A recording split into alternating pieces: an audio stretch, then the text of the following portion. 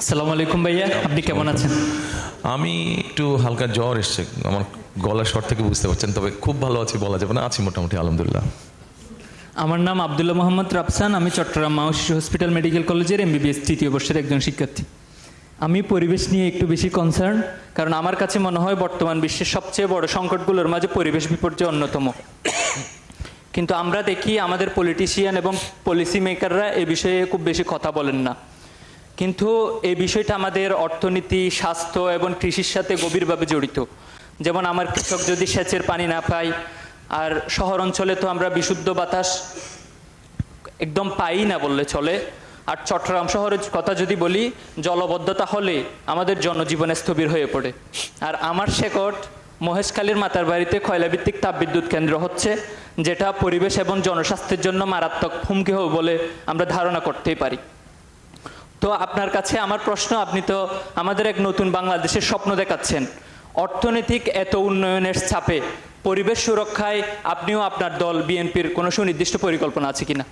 আছে, আমাদের পরিকল্পনা আছে। বসুন, আপনি বসেন।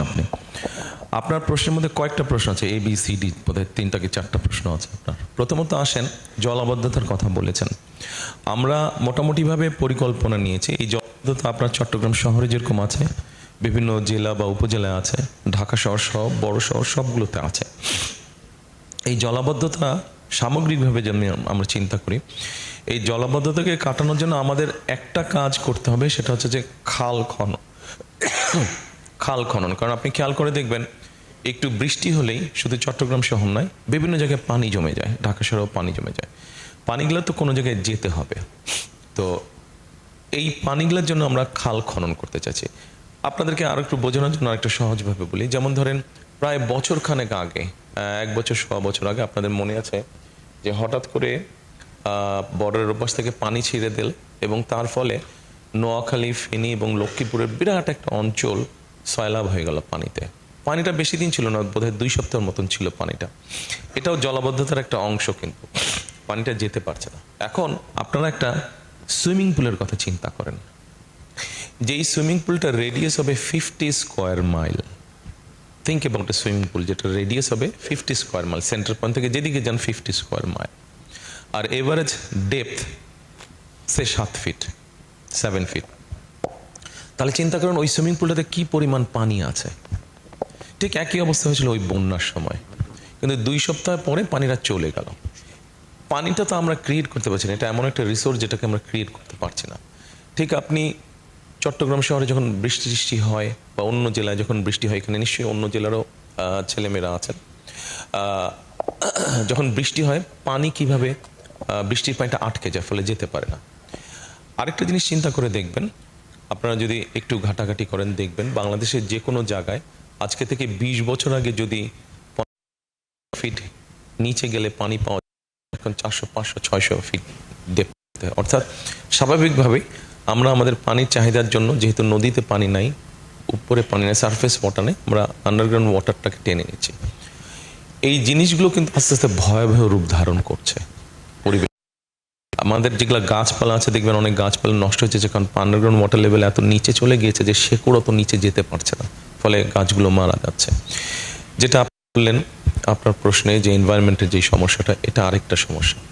সো অনেক কিছু হয়তো করার আছে, বাট বেসিক যে জিনিসটা আমাদের জন্য হবে, জলাবদ্ধতা কাটানো এবং পানিটাকে ধরে রাখা। ওই যে বললাম নোয়াখালী অঞ্চলে যে বন্যাটা হয়েছিল, এই পানিটাকে যদি আমরা খালের মধ্যে ধরে রাখতে পারতাম, তাহলে পানিটাকে আমরা কাজে ব্যবহার করতে পারতাম। আপনারা নিশ্চয়ই খেয়াল করেছেন, আপনাদের যারা জানেন, যারা জানেন না তাদের জানার জন্য বলছি একটা ইনফরমেশন। আপনারা যদি গ্রাম অঞ্চলে যান, গ্রাম অঞ্চলে দেখবেন ওয়াটার বডি থেকে যেই মানুষগুলোর বসত বাড়ি যেগুলো একটু দূরে থাকে, যাদের জন্য পানি আনানো একটু ডিফিকাল্ট, দেখবেন সেই ফ্যামিলিগুলোতে স্কিন ডিজিজ বেশি হয়।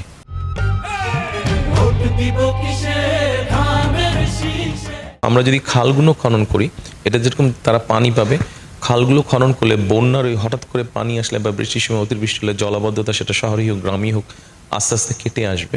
এবং সবচেয়ে গুরুত্বপূর্ণ যেটা আমাদের, যেটা আন্ডারগ্রাউন্ড ওয়াটার লেভেল আছে, সেটা আস্তে আস্তে রিচার্জ হবে, এবং এটাকে রিচার্জ করা অসম্ভব জরুরি, প্রয়োজন। আমরা আমাদের পরিকল্পনার মধ্যে একটা প্ল্যান নিয়েছি, আমরা ফি আর ইলেক্টেড ইনশাল্লাহ। আমরা সারা দেশে 20,000 কিলোমিটার খাল আমরা খনন করব, তার মধ্যে শহর গ্রাম দুটোই পড়বে। আর আপনি আরেকটা বলেছেন, এটা তো আছে পানির ব্যাপারে গেল, এনভায়রনমেন্টের সাথে আরেকটা আছে, সেটা হচ্ছে যে অনেক পলিউটেড, বিশেষ করে শহর অঞ্চলের বাতাস অনেক পলিউটেড। আমাদেরকে আস্তে আস্তে এইটাও, ছোট্ট একটা দেশ, প্রায় 20 কোটি মানুষ এই দেশে, কাজেই 20 কোটি মানুষের শ্বাস প্রশ্বাস, আমাদের অটোমোবাইল যেগুলো চলছে সেগুলোরও অনেকগুলো ফল্টি অটোমোবাইল, অনেক রকম পলিউশন তৈরি হচ্ছে। এখন এই পলিউশনটাকে আমাদের ফাইট করতে হবে। আমরা তো মানুষগুলোকে সাগরে নিয়েও ফেলতে পারবো না, আবার অটোমোবাইল যেগুলো চলছে সেগুলোকে যদি, যেগুলো ধোঁয়া দিচ্ছে সেগুলোকে আমরা সব যদি ফেলে দিই, ওই মানুষগুলো আবার বেকার হয়ে যাবে।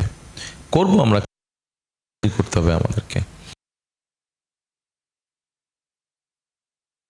আস্তে আস্তে আমরা সরাবো, একবারে করা যাবে না, কারণ ওই মানুষগুলো বেকার হয়ে গেলে তো আরেক সমস্যা দেখা দেবে।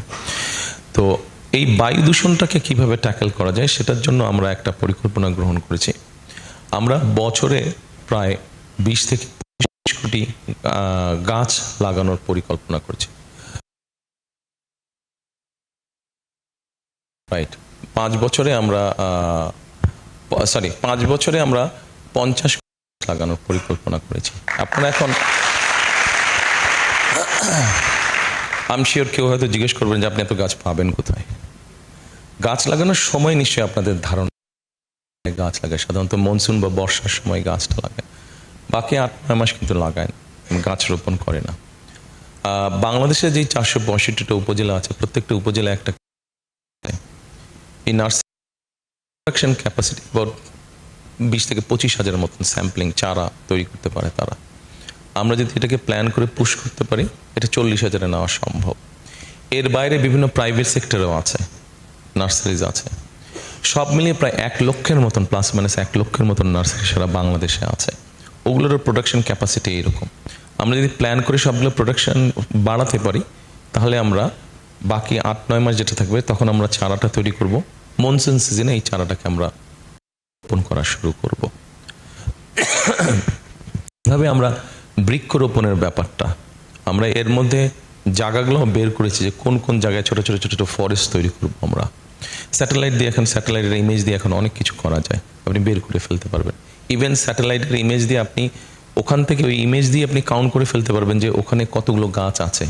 ওখানে যদি 100 গাছ থাকার প্রয়োজন, সেখানে 80টা গাছ আছে, এটাও আপনি ইমেজ দিয়ে এখন বের করতে পারবেন, সেটাও সম্ভব টেকনোলজিক্যালি। প্ল্যান করেছি, আরও অনেক ডিটেল আছে এটার মধ্যে, আমি অত